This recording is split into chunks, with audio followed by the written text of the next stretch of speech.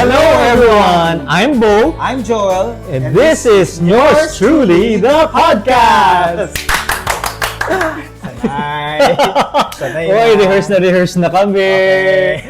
Okay, so, balita ko, may sumulat sa atin. O nga, hindi ko ba nakita? Ikaw pa, you had to send it to, bring it to my attention. Correct, diba? So, for the first Ay, time. may letter sender. Yes! So, ayun lang po, pinuulit namin, aside from like, subscribe, and share na pwede niyong gawin, pwede rin kayong magsulat, mag-comment, or mag-post, or even maybe if we can put our email address. Sige, I will put it there. Oh, may Ganyan, gano'n na oo. naman. Yes. So, para ano naman, talagang maging yours truly, itong yours truly. Oo, podcast. yours. Meron kaming mga, sasagutin namin ang inyong mga katanungan sa Yeah. inyong mga tinadalang letter. To the best of our abilities, Yes, ha? of course. So, may konting disclaimer, ha? So, huwag kayong magpadala ng mga what is the square root of 3 na tanong. Pero masasagot ka, joke. Nerd. Okay. So, So, umpisahan muna natin sa ating first letter letter. ever! Okay. So, dapat meron tayong bulaklak na umiikot-ikot na rose. Tararararana. Hindi ba yung tanan? Oh, yun yun, okay. Pero pag papunta na sila sa sulat, yun na yun. Ay, yun nga. So, just in case hindi nyo alam yung aming Yung reference, reference. it is Lovingly Yours, Yours, Helen. Correct. Ni Ma'am Helen Vela.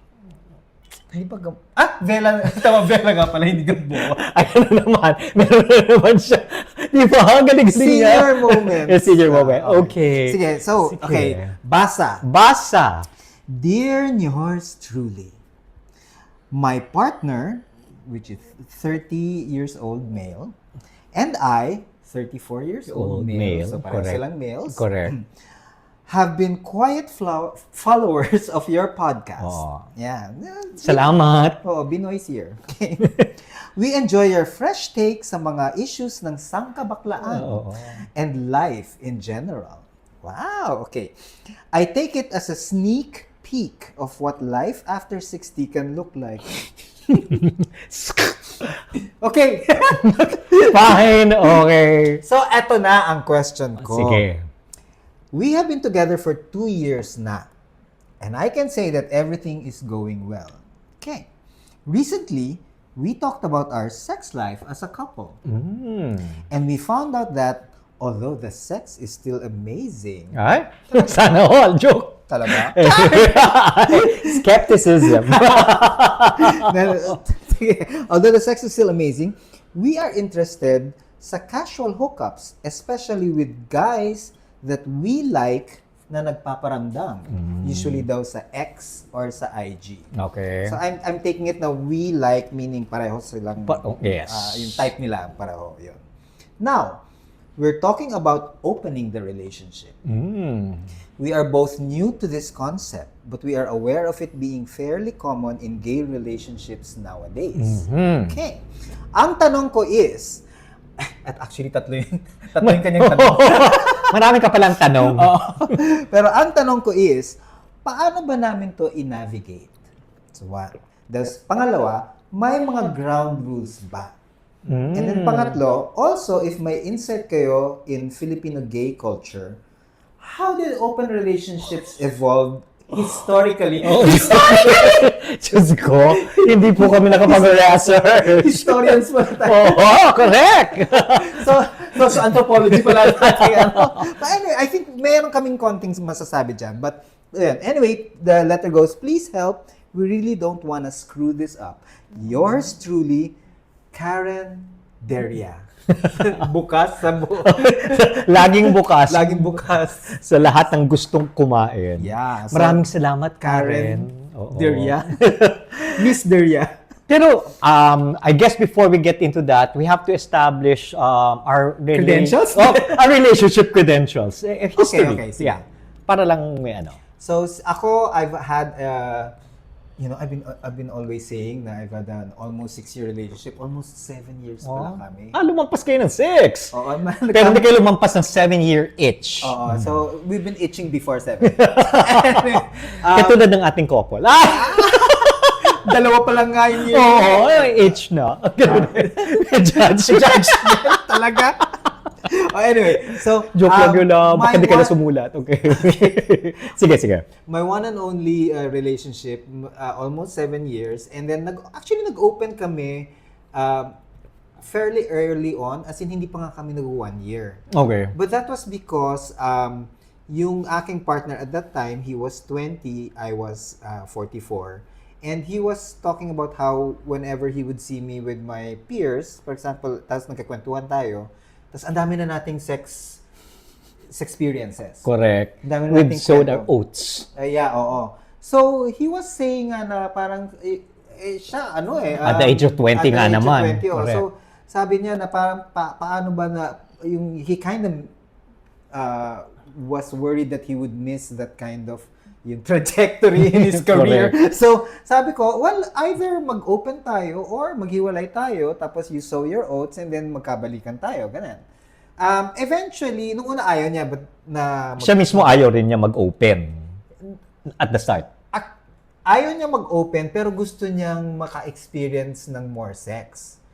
So, di ba? So, sabi ko nga parang that's the only way. Either open nga Correct, or maghiwalay tapos na, tayo. oo. So, eventually, he warmed up to the idea of open relationship. I was telling him exactly what that entailed. And then, yung nag-open kami, we were successful in that we were always open until nag-break na kami. But your being open did not contribute to the breakup? No. Hindi naman. No. Ang iba ang rason.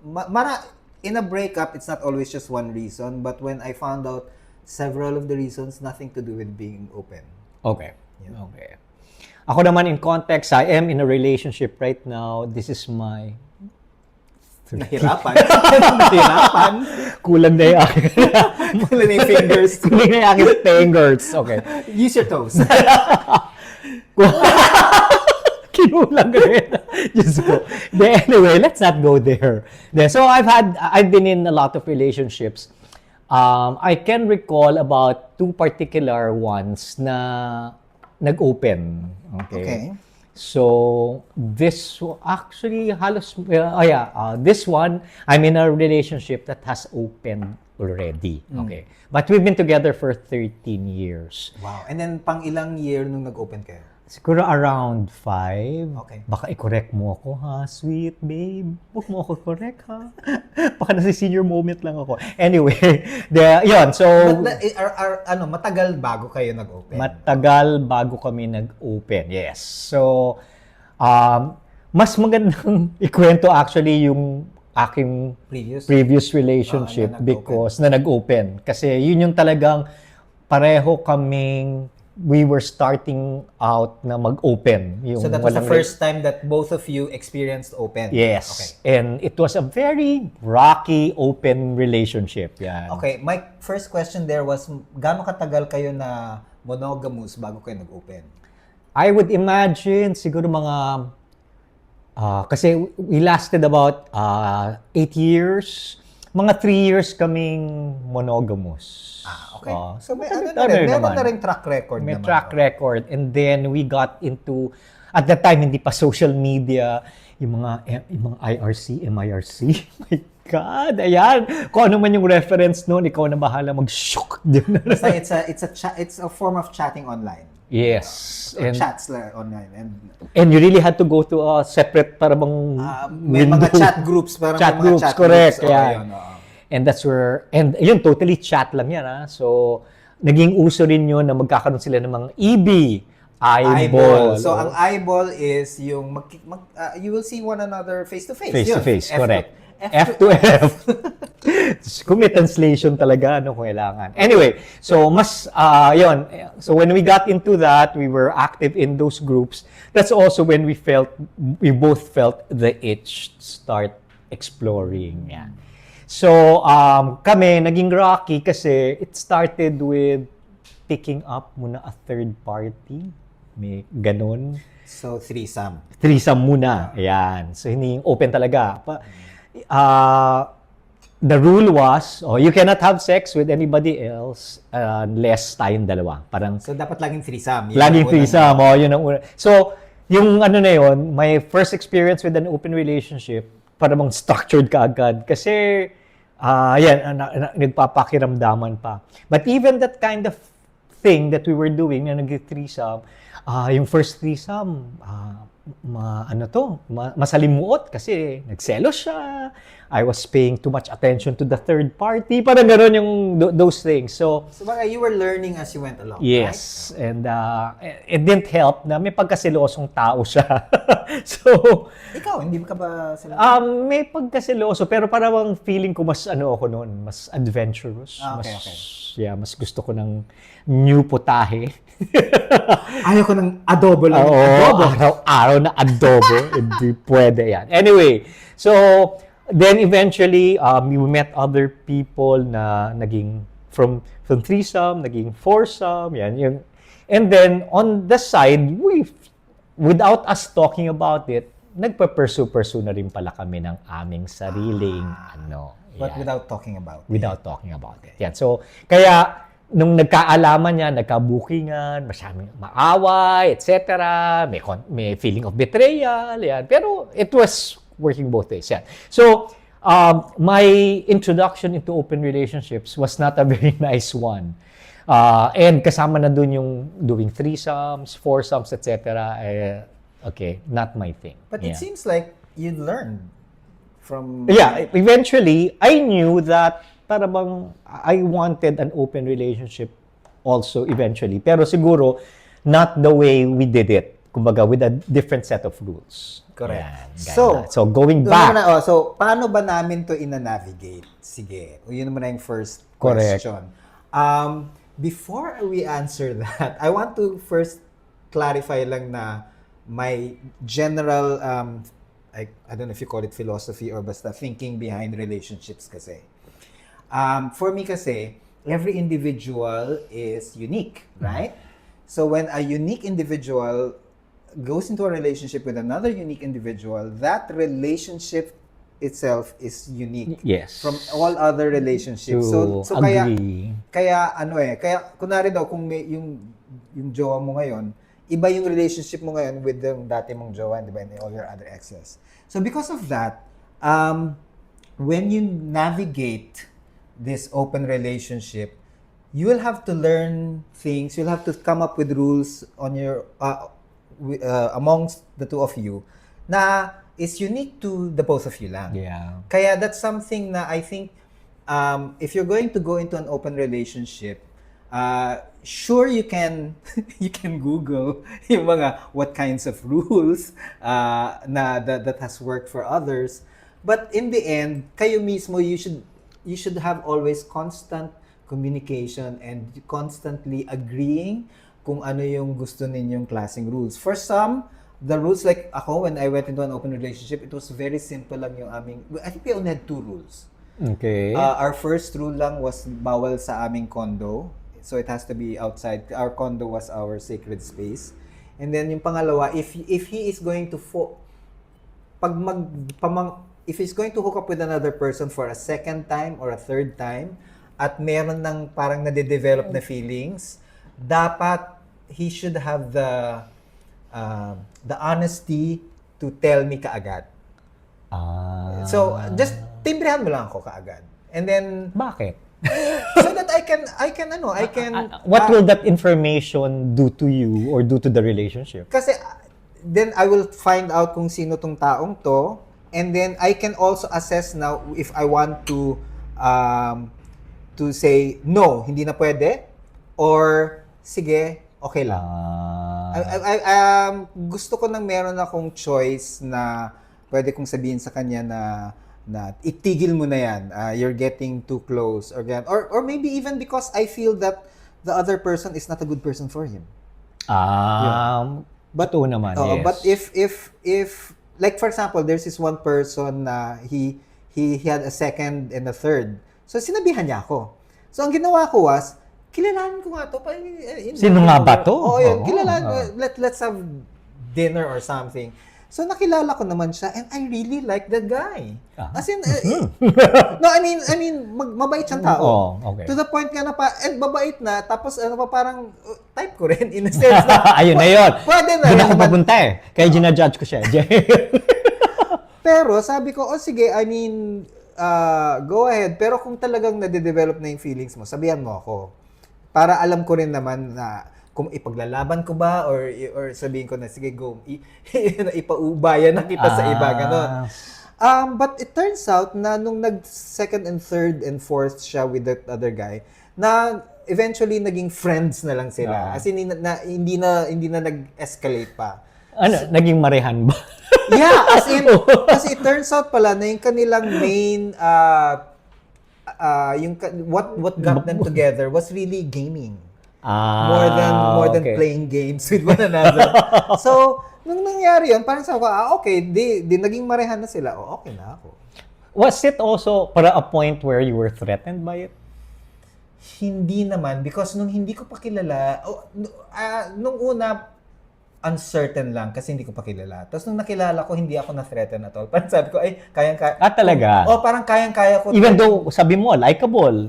Yeah, oo. Parang I felt that I could still win my boyfriend over. Okay. More than him. Parang I have more to give. in years. A lot of years. So, ayun. So, parang sabi ko na, yun nga, I think it was important for me to know the competition. Okay. And then when I found out the competition was basically ka-peer niya eh. So, sabi ko, wala siyang mabibigay. I mean, wala mang pera yan. ganun na rin yun. Pero unique ang aming, di ba, aming situation. But yun nga, parang, if it came to that, but hindi rin naman eh. Okay. Ang nangyari lang talaga was, nakita ko rin na, mukhang ito yung tipong sa gaming sila mauuwi. And then yun na nga, doon sila nauwi. Nauwi na talaga. Okay. So, going back to ang payo natin sa kanya. Ang payo natin, you're saying about communication. Yeah, so there should be rules, but the rules kasi, there are rules na yung parang, you hear about these rules all the time na parang wag sa aming sacred space. Yeah. Kung meron kayong shared house, wag kayong sacred space or dapat kayong dalawa lang. Hindi pwedeng yung tigi-isa or pag tigi-isa merong rules. Ganyan. Correct. You know, I just met up with a friend who recently lang ka-open lang ng kanilang relationship and they're like 8 years in. Tapos ngayon lang sila nag-open. They have like mga 2 pages worth of rules. Wow! But kasi Wow. in-explain nga niya na pareho silang OC. Yung isa is an HR guy, yung isa naman yung basta sa IT? IT. So pareho silang rules and systems. So they had like 2 pages. Just ko may mga algorithm siguro. Yes, may ganun sila. Tapos no. nadadagdagan pa kung kunwari daw may bago silang na-experience, nadadagdagan or pwede ring tanggalan. Okay. But ganun. But that works for them. And they're very happy with those rules. And now that nag-open na sila, mas naging noon kasi parang nagiging tedious na yung kanilang sex with one another. But now that nag-open sila, even if merong separate na nangyayari, pag sila naman dalawa daw, may na-enrich pa. May bagong energy. Okay. So since it works for them with those 2-page rules, Oh my God. then why not? Kami dalawa lang yung rules, pero it also worked kasi tumagal kami ng almost 7 years. Siguro well, definitely I agree in terms of getting into it. It's the talking, it's the communicating. I'd like to just point out na ano kaya ang quality ng inyong communication before? Yes, Kasi minsan we're not also as maybe hindi pa kayo sanay to disclose a lot of feelings. Baka umpisahan niyo muna doon na masanay kayong mag-disclose at magkwento before jumping into let's talk about an open relationship. So I would like parang my advice would be you're both comfortable talking about how you feel, And that will include how you feel towards other people, etc. Para ganun, as a starting point. And building on that. And, iba na kami. So, aside from the fact na komportable kayo to talk about your own feelings with one another, I think you should also examine, next is you should examine why you are going into this open relationship. Kasi ang nagigets ko is that, although the sex nga is still amazing, nai-interest kayo sa mga guys na both of you like. So, does that... Both of you like. Oh, so yun ang, at least from Correct. what you've written. So, does that mean na for you guys, pwede kayong mag-sex with a third party basta dapat kayong dalawa, like niyo yung dalawa, or pwede bang magkaroon ng sex with a third party kung isa lang ang may gusto tapos yung isa dead man na muna or manunood lang ako or sa labas kayo or whatever. So those things kailangan ninyong pag-usapan, yung why are you getting into the open relationship? Is it you just want to spice things up? Is it yung while the sex is amazing, it's also becoming routine?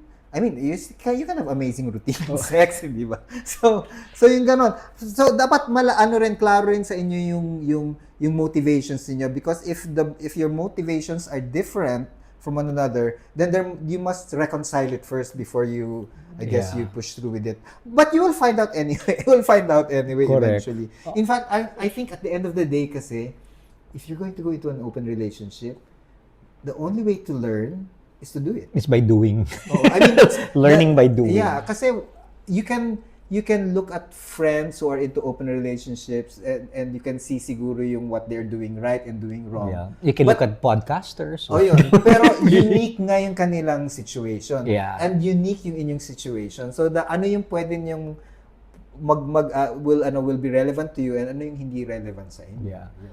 I guess another thing that I'd like you guys sana mapag-usapan is, kumbaga, for me, playing up scenarios.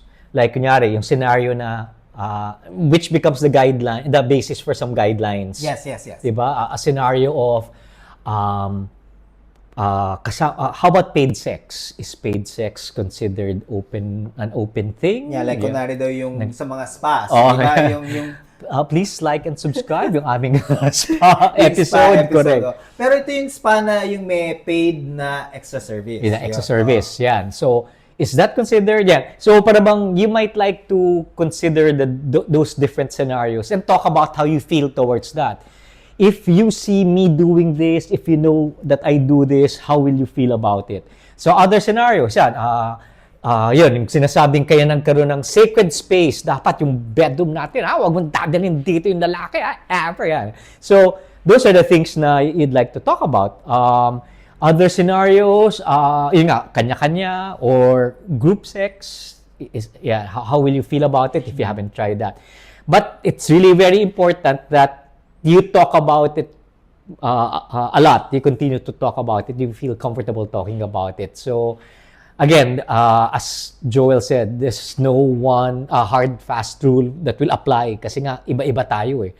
Iba-iba yung mga needs natin. Tapos lalo na pinagsama mo pa yan. Correct. So yung as a couple, meron kayong dynamic that is like for example, yung ex ko, napag-usapan rin namin na, what about a threesome? And then we both, sabay kami na sabi na parang, wag na. Ganyan.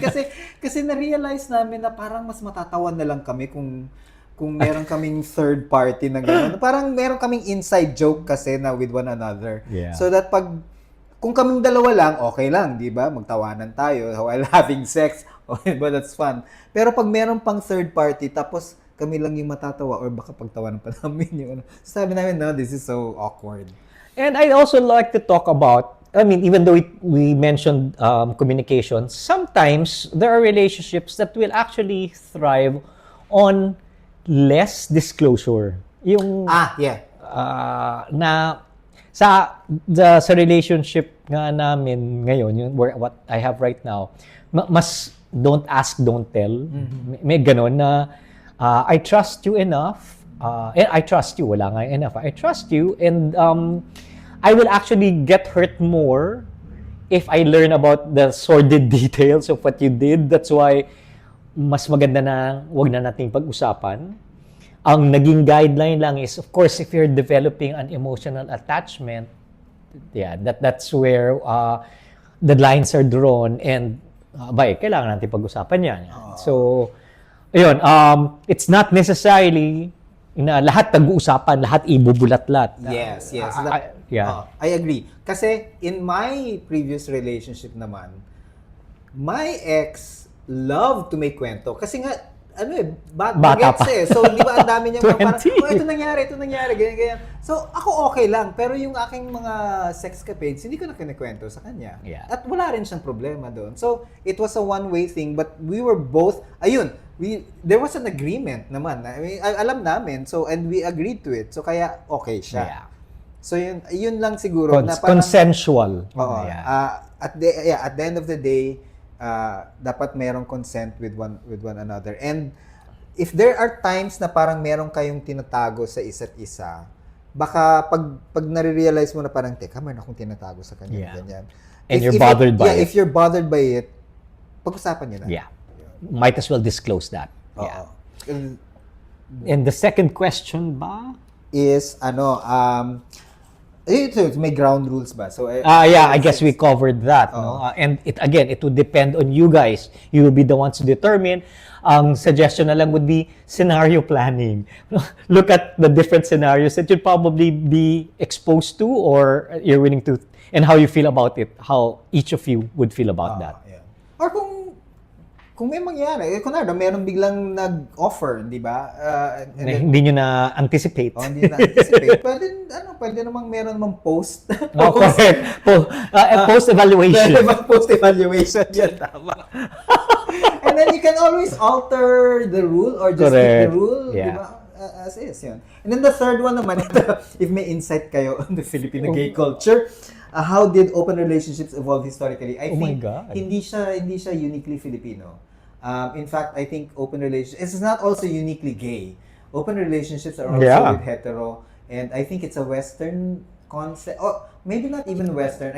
Pero may sa di ba sa mga Muslim. No, you can marry. You can marry as much at least the husband. Multiple, di ba?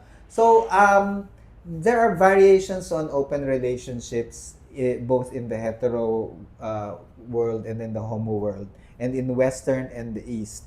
So, but I think yung open relationship among gays, syempre ang mga Pinoy naman gumagaya sa nakikita natin sa mga sa West. So I think it's just something that we kind of imported also. But I don't think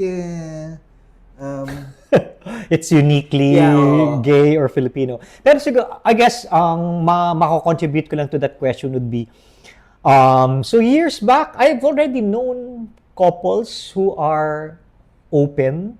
Pero, kasi kung tutusin, mas conservative pa yung